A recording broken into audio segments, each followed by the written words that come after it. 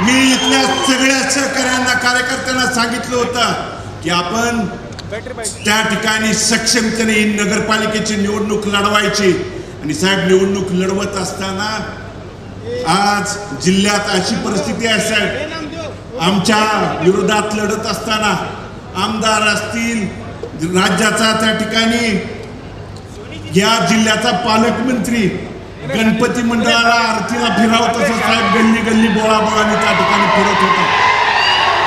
या जिल्ह्याने प्रत्येक तालुक्यात, प्रत्येक शहरात, प्रत्येक त्या ठिकाणी नगरपालिकेला बघितलंय. येऊन त्या ठिकाणी चौकात त्या ठिकाणी सांगत होता. माझ्या पत्नीला प्रश्न विचारत होता, मला विचारत होता की भालकेजी, तुम्ही निवडून आल्यानंतर निधी कुठून आणणार आहे?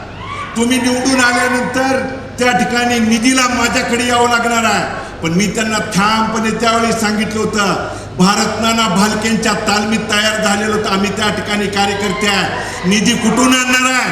अरे निधी देणारा हा माणूस आहे, तर बघ येऊन. आणि म्हणून निधी कुठून देणार आहे हा जो त्या ठिकाणी आविर्भाव आहे, गर्वाचा जो त्या ठिकाणी उन्माद आहे बंधूंनो, पांडुरंगाच्या नगरीत ज्या ठिकाणी साधू संतांनी आपल्याला शिकवण दिलेली आहे, त्या ठिकाणी अतिगर्वाचं जे त्या ठिकाणी जो चढलेला आहे ना, आज जिल्ह्यात प्रत्येक भागात गेल्यानंतर अशा पद्धतीची वर्तणूक, वागणूक त्या ठिकाणी आपल्या जिल्ह्यात राजकारणात, समाजकारणात दिली जाते. एबीपी माझा, उघडा डोळे बघा नीट.